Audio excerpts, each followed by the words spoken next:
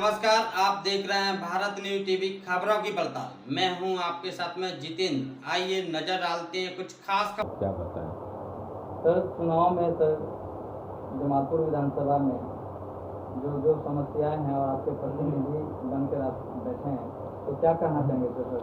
सबसे बड़ी बात है कि हमारी पार्टी ने इन्हें बड़ा जो है चुन के जो है हमें उम्मीदवार दिया है, जो सदैव से पिछले 30 वर्षों से मैं इनके साथ हूँ, मैं इनका अनुयायी हूँ। इनका सिर्फ और सिर्फ इतना ही है कि इनके समाज में जो शिक्षित लोग हैं, शिक्षित करना और शिक्षित लोगों को रोजगार मुहैया कैसे हो, इसके लिए हमेशा सचेत रहते हैं। पिछले दिनों भी जो है आप इन्होंने तो अपने सीमा में बंधकर आपको जवाब दिया, लेकिन मैं कहूँगा कि जब ये चुनाव जीत कर जाएंगे तो सबसे पहली जमालपुर की जो समस्या है, हमारे यहाँ करीब करीब जो है मुझे लगता है कि अंक गणित में जो हो 10,000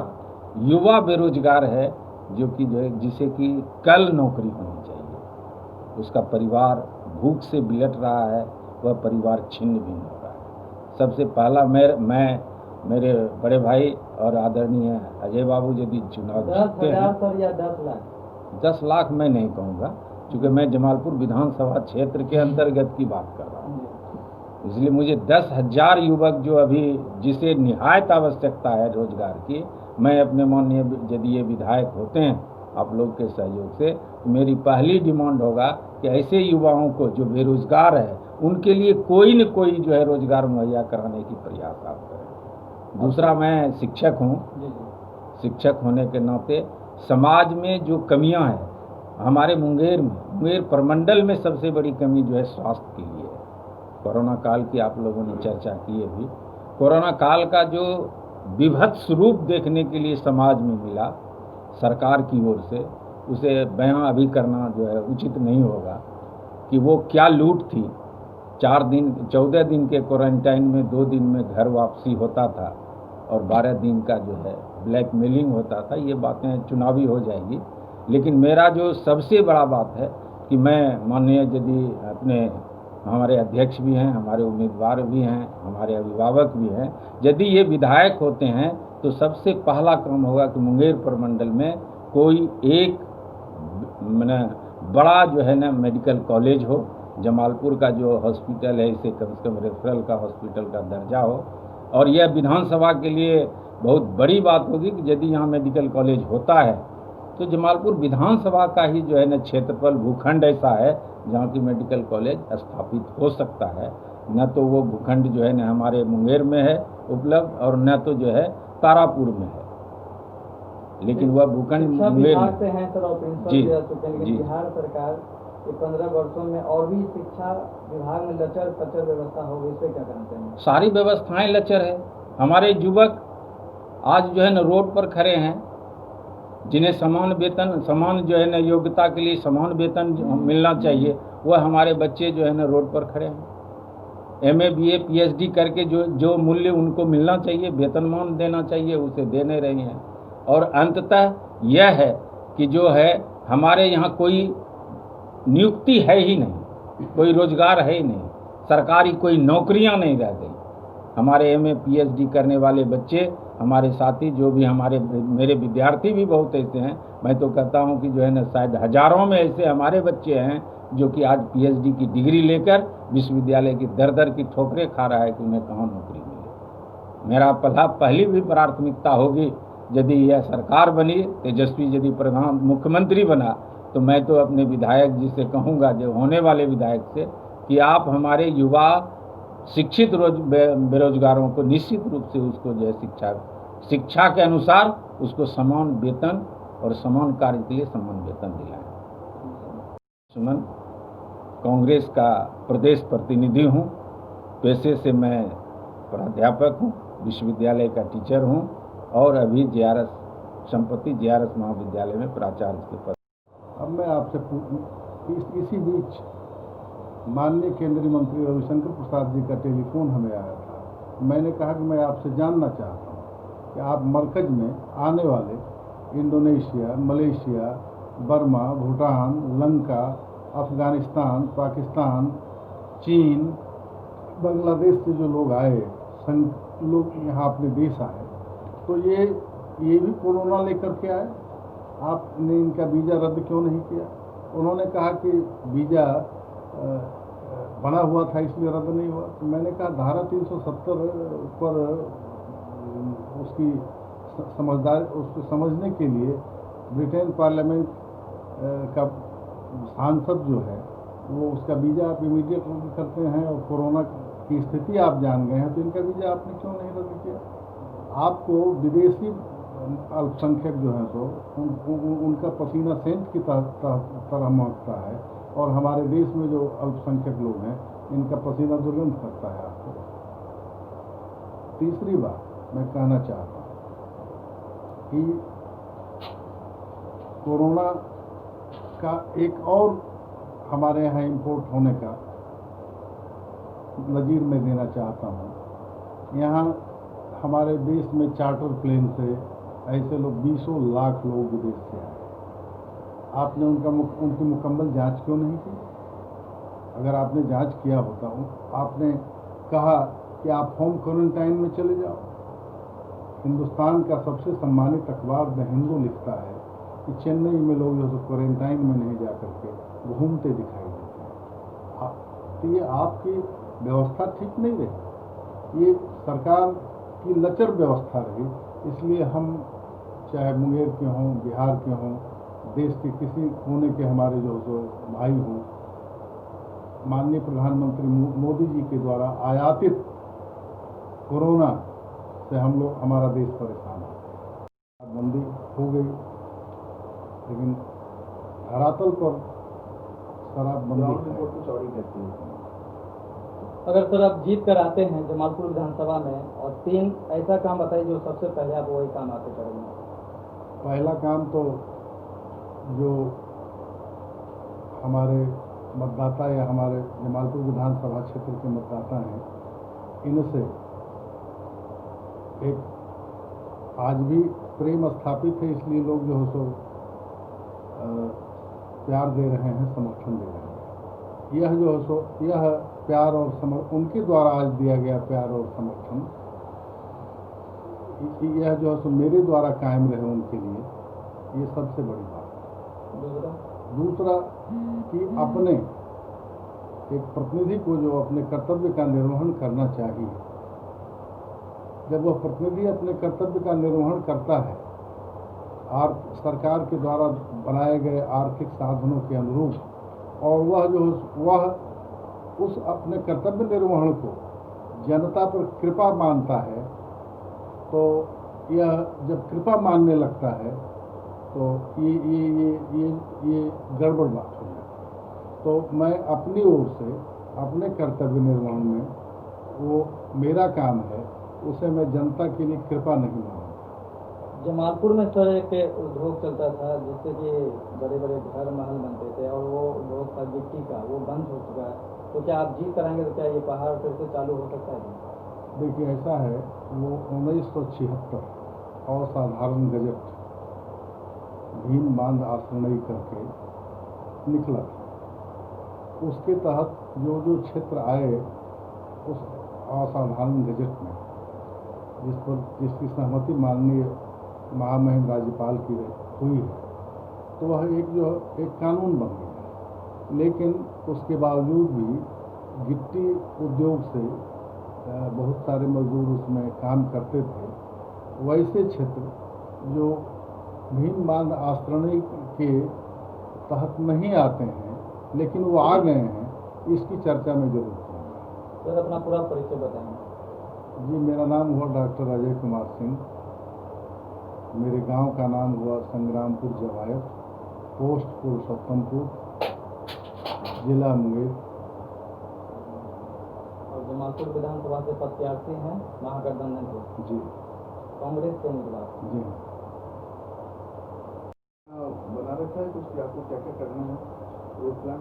देखिए, हमारा पूरा जिला जो है एक उद्योग के नाम पर रेल कारखाना है, और हमारे यहाँ एग्रीकल्चर का जो मामला है, इसमें सिंचाई की मुकम्मल व्यवस्था नहीं है, तो इसकी मुकम्मल व्यवस्था कैसे हो सके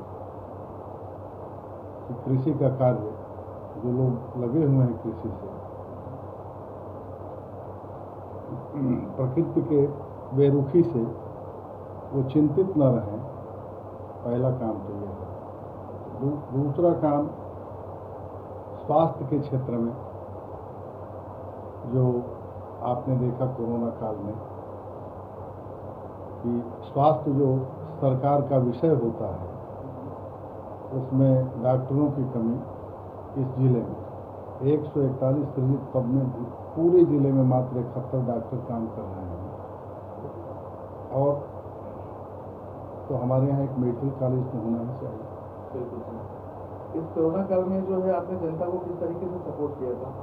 जब लॉकडाउन था, लोग बाहर नहीं निकल पा रहे थे। हमारे सारे कार्यकर्ता, हमारे प्रखंड अध्यक्ष साईं शंकर जी बैठे हुए हैं, इधर हमारे भाई मोमिन चांद जी बैठे हुए हैं, JRS कॉलेज के प्रिंसिपल जो हमारे जिले के वरिष्ठ कांग्रेसी नेता हैं, सारे लोगों ने जो इनके सामने लोगों का दर्द आया, जिले भर के सारे कार्यकर्ता, हर प्रखंड के कार्यकर्ता, जिनसे जो चल बन पड़ा, इन लोगों ने मदद किया। लेकिन एक बात आपको मैं कहना चाहता हूँ, हम विपक्ष का काम रिलीफ बांटना नहीं है, रिलीफ बांटने का काम सरकार का है, विपक्ष रिलीफ।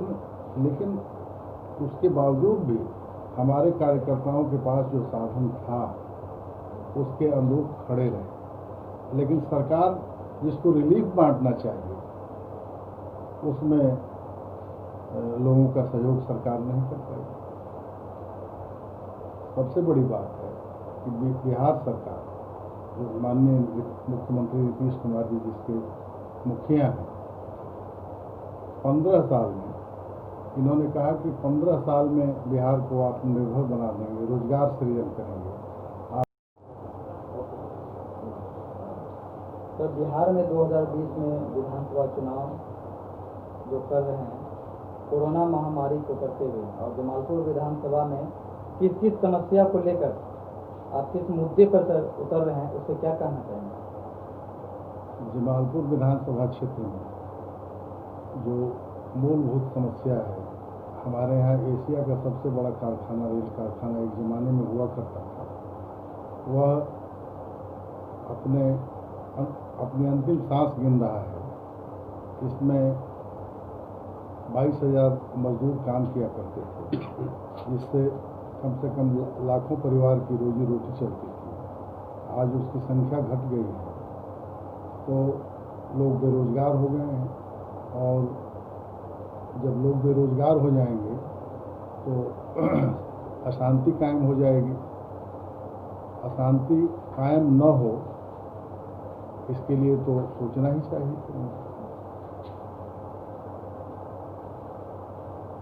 सबसे ज़्यादा समस्या जो है सर जमालपुर में क्या लगा सर आपको, और जनता क्यों आपको ही सर लाइक करेंगे, बताइए?